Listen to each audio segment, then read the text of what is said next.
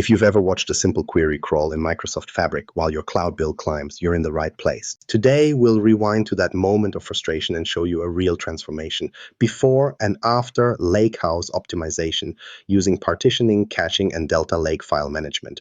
What actually fixes sluggish performance and what should you be doing differently right now? Let's break down exactly how tuning these settings can speed up your analytics and put those wasted costs back in your budget.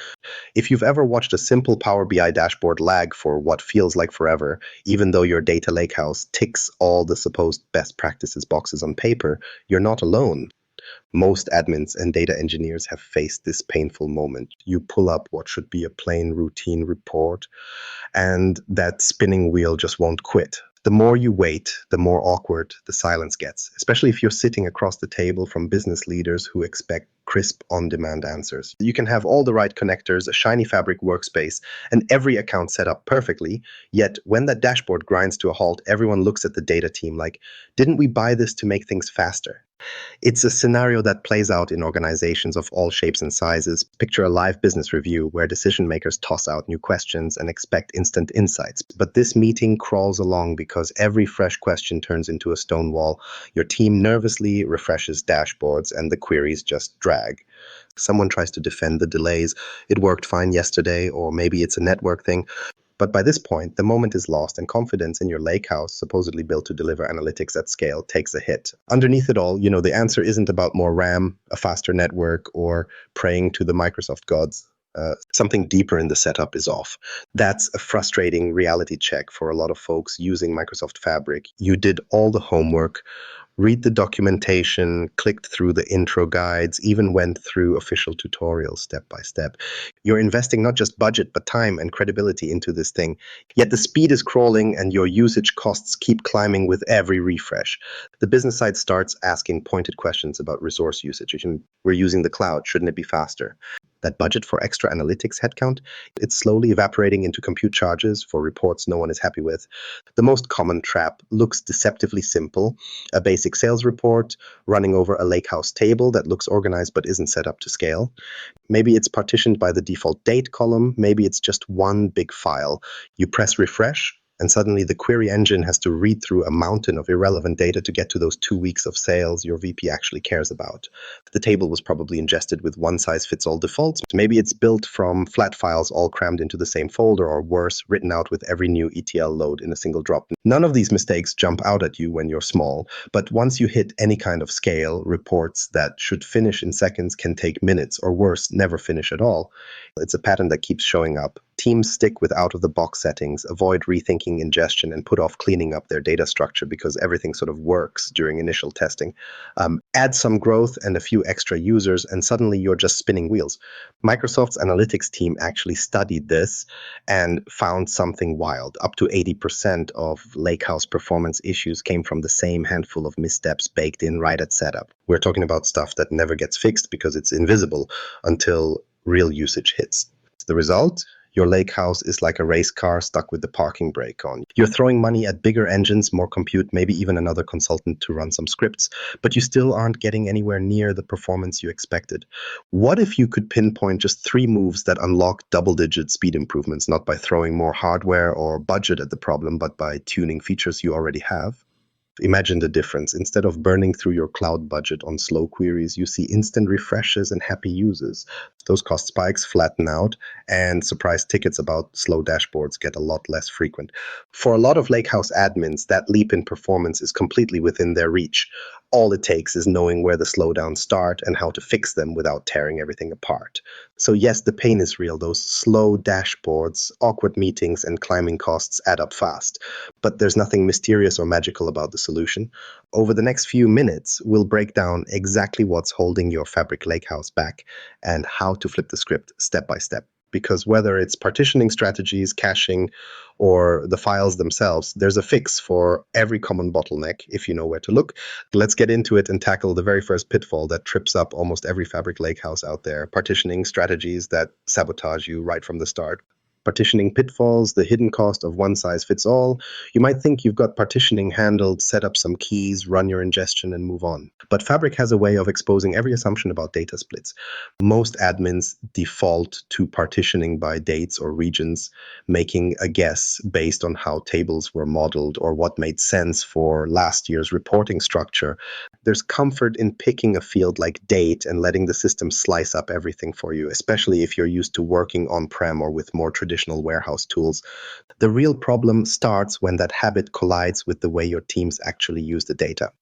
Fabric treats partitions differently under the hood. A partition can help, but when it's picked for convenience rather than workload, it often becomes a liability.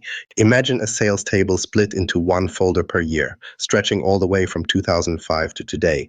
But here's the catch. 90% of your queries filter not by year, but by product category. So when someone asks to see all sales for a single product, the engine has to load every year, every partition, just to find the relevant records. What should have been a targeted scan turns into a painfully broad search. That's not just wasted time, it's an avoidable cost every single month. There's another side to this story too. It's easy to go overboard on partitioning, especially when there's a fear of slow jobs or overloaded clusters. Say you try to cover every angle and create much finer partitions, maybe one per day, per region, per product category, per sales channel, so many combinations that you end up with tens of thousands of tiny files scattered in your lakehouse. Each one takes up storage space, each one adds an overhead for the engine to scan, validate, and open. Instead of narrowing the work, you've just multiplied it. Fabric storage costs start to creep, and what used to be a single table read becomes a coordination nightmare of hunting down fragmented rows. That's the story most teams live out at least once. Under partition, and you force massive, expensive scans. Over partition, you drown yourself in metadata and drag everything down to a crawl. Tracking down the sweet spot isn't just nice to have, it's essential for sustainable performance and predictable costs. The difference can be huge. Poorly chosen partition keys can double query times and push costs up by as much as 60%. It adds up fast, especially for organizations with growing data and regular refreshes. Storage isn't free, and neither is time spent by your team fixing slowdowns that never should have existed in the first place. Here's the real kicker. Default partitioning patterns might look familiar, but they're not built for your actual business questions. Microsoft's own data architects put it bluntly, default partitioning is usually the wrong answer for custom workloads. Their point is simple. If you always split by date because the documentation suggests it, you're almost guaranteed to hit performance walls when your queries don't follow that same logic. The documentation can get you started, but it won't know how your business users think or what questions come up in real meetings. Not long ago, I worked with a client whose team inherited a lakehouse built entirely around partitions by region. Every table was split that way, top to bottom. It seemed logical. The business had always organized sales targets by region, but in practice, nearly all their dashboards filtered and aggregated by order type. Regional splits meant that every refresh and ad hoc query had to grab pieces from all over the place, scan unnecessary files, and reassemble everything on the fly. Performance dropped off a cliff anytime there was a spike in questions. The fix? They rebuilt partitions around order type instead. Night and day difference. Not only did the refresh window shrink to half its original length, but their query costs stabilized and predictable performance returned. The only thing they changed was how data lined up with what end users actually asked for in real life. If there's one lesson from all this, it's that partition keys should never be on autopilot. The best choice always comes from your workload and query patterns, not the data model itself or what makes a table look neat on disk. Before you launch that next ETL pipeline, ask when and how the table is queried, not just how it will be written. Sit with your business analysts, check historical query logs, and figure out which columns they filter on. That's where the gains are hiding. A partition key that matches those filters will do more for speed, cost, and sanity than any amount of hardware upgrades. It's not enough to stop at partitioning, though. Even perfectly chosen keys can only get you so far if the data behind them is being pulled and processed inefficiently. That's why after cleaning up partitioning strategies, smart teams look to the next big lever, caching. If you've ever wondered why some lakehouses still drag even when partitions line up perfectly, it's usually because their hottest data isn't ready in memory when it counts. Caching, when tuned right, keeps lakehouses snappy and responsive even during peak workflows. Let's get into how you can put memory to work, not just storage, and see what happens when caching is treated like an active part of your Lakehouse toolkit.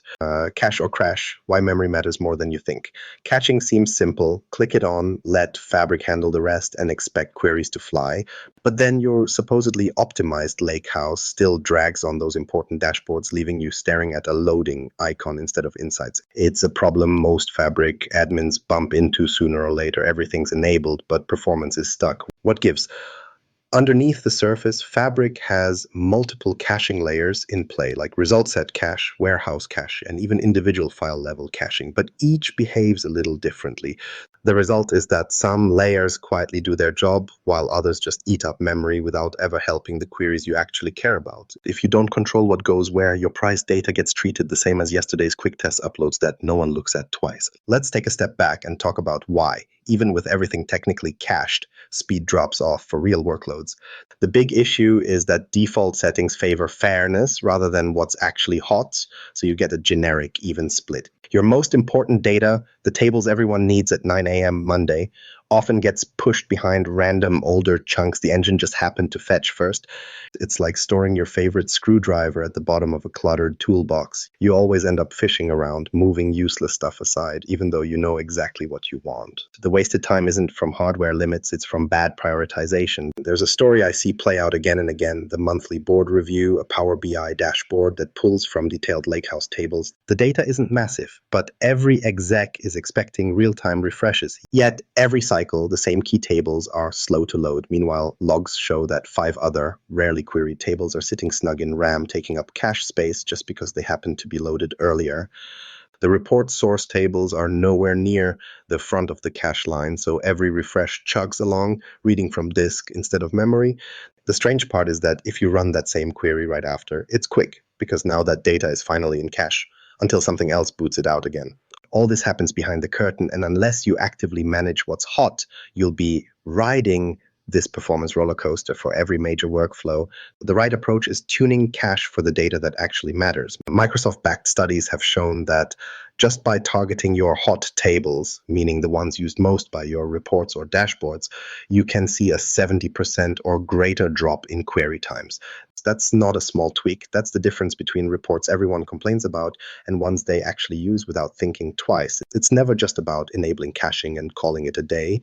It means reviewing query history, monitoring which tables see the most load, and building a plan that gets those top performers locked in for the busiest hours.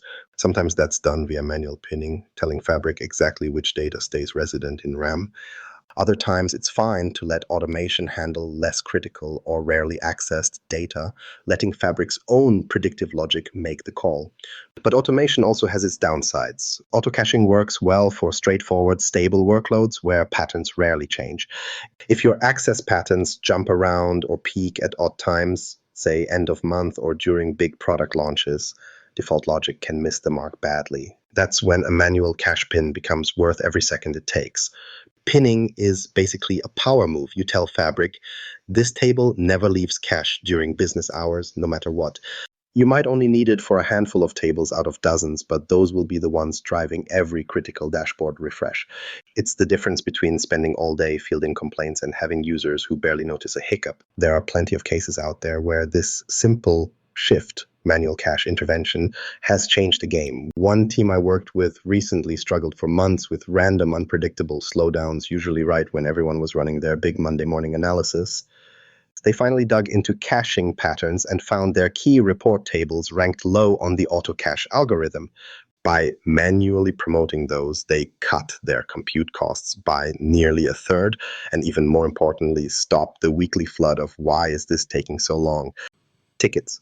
Compute stabilized, budgets recovered, people stopped complaining, and suddenly IT had extra time for improvement projects instead of damage control.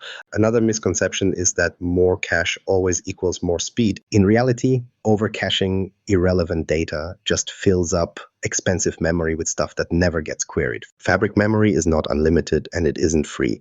Spend too much of it on cold storage and your real-time workloads are left scraping disk. That's why Cache management in Fabric is an ongoing task, not something you flip on and ignore. The right strategy means reviewing reports, keeping up with new usage patterns as the business evolves, and tweaking priorities to match what's actually happening, not just what you planned for at rollout. This regular tuning pays dividends. Faster dashboards, steadier budgets, and a smoother user experience across the board. But we haven't talked about the underlying files yet. Even with partitions tuned and everything perfectly cached, your Lakehouse can still get bogged down if those files are too fragmented or bulked up with junk. When it comes to file optimization and compaction, all the caching in the world won't rescue you from a mess of small or bloated files. That's where switching gears to the right file format and knowing how to manage it becomes the next major lever for performance. Delta Lake secrets. Why compaction is your secret weapon. If you've ever felt like your Lakehouse suddenly picked up a limp as your data grew, you're not imagining it. Even with partitioning and caching perfectly dialed in, performance can quietly erode, and the cause hides in the files themselves. That's the challenge with Delta Lake tables in Microsoft Fabric. Every operation you run, whether it's loading daily sales, running a batch update, or fixing an import edge case, adds more files. At first, spreading data into multiple Parquet files looks clean, but over time, all those tiny slices pile up. What started as a handful of manageable files morphs into hundreds, then thousands of discrete little blocks scattered across storage. It's basically a digital junk drawer, one with a habit of slowing you down when you least expect it. Here's where things often go sideways. Each fresh batch, incremental update, or upsert brings its own new set of files. The Lakehouse doesn't replace old ones, it just adds to the stack. Fast forward a few weeks, and your production sales table, which might have started out neat and tidy with 50 files, is now sitting at 5,000. At this scale, what used to be a quick scan has turned into a slog. Every query forces the engine to hunt through thousands of fragments. Instead of pulling data from a couple of well-organized chunks, it spends resources coordinating across a mess of tiny files. That overhead is real. Query times double, then triple, not because your data got so much bigger, but because the engine now has to work harder just to organize the reading process. I see this pattern in mature Lakehouse projects all the time. Teams spend weeks tuning partitions and cache only to miss the hidden latency caused by file sprawl. And once those file counts hit a tipping point, almost everything that touches the table starts to slow down. The cost is more than just time. Every unnecessary file means more IOPS, more metadata operations, and ultimately more money burned both on compute and cloud storage. Left unchecked, it turns even simple reporting into a grind. Microsoft's engineers have numbers to back this up. Their analysis finds that compaction, grouping small files together into larger ones, can cut read latency by as much as 80%. That means not only faster dashboards and analytics, but a drop in the unpredictable cloud bills that come from excessive file handling. Compaction isn't just nice to have, it's a core requirement once your tables start to accumulate regular updates and small incremental loads. Less fragmentation per query means less confusion for the read engine, translating into tangible results for users every time. But the benefits don't stop at query speed. Storage consumption drops as duplicate data and old fragments get merged. Your backup routines get quicker since there's less metadata overhead. Even your data engineers notice fewer mystery slowdowns, since most of those come straight from reading too many files at once. Compute usage shrinks, freeing up resources for real workloads instead of endless file juggling. It's a change you see in cloud bills and user tickets at the same time. The snag is that users often try to automate compaction on a calendar, daily, weekly, first of the month, whatever's easiest to ship in a pipeline job. But the real world is rarely that neat. Triggers based strictly on time ignore what's actually happening inside your tables. Sometimes your Lakehouse gets a rush of writes in a single day, other times hardly anything at all. Microsoft recommends compaction based on data conditions, not on a clock, by tracking file sizes and growth patterns instead. This keeps the compaction process lean, avoiding wasted effort, compacting when it's not needed, and jumping in quickly when tiny files start to pile up. You save cycles, avoid redundant operations, and keep your Lakehouse smooth with minimum fuss. A good real-world example comes from a finance team I worked with. They had a large Delta Lake table refreshed in small batches every hour, 24/7. The file count quietly ballooned from a few hundred to several thousand within weeks. Their PowerBI refreshes, once a routine 2-minute task, crept to 10 or more. The problem wasn't compute or RAM, it was file sprawl. Once compaction was automated using logic that watched file counts and average size, the reporting time dropped from 10 minutes back to under 2. No hardware upgrade, no schema change, just cleaning up the files nobody noticed growing in the background. Optimizing compaction is the final major lever for Fabric Lakehouse performance, and it doesn't require risky, disruptive changes. It's about understanding table activity, knowing when bloat is building, and acting with purpose, not just following a calendar or hoping the engine keeps up. Nail your file management, and suddenly your partitioning and cache investments actually pay off. Ignore it, and you'll never get the speed or cost savings promised on paper. Now, as the Lakehouse world gets faster and bigger, the real opportunity sits in linking all these levers together, moving from piecemeal fixes to a setup where partitioning, caching, and file compaction actually reinforce each other. That's where the biggest performance payoff shows up. And it's the next obvious step for teams tired of living with slow queries and ballooning costs. You're not stuck with slow queries just because you picked Microsoft Fabric. Most performance issues tie back to a few overlooked parts of the setup. Partitioning chosen for convenience, cache left on autopilot, and all those uncompacted Delta files quietly building up. Speed isn't about luck or buying more compute. It's about weaving together these levers so they work as a system. Before you rack up more cost blaming the engine, look at the table patterns, hot data, and file health. Start by picking one area to test. Once you see results, let everyone know what actually changed for you.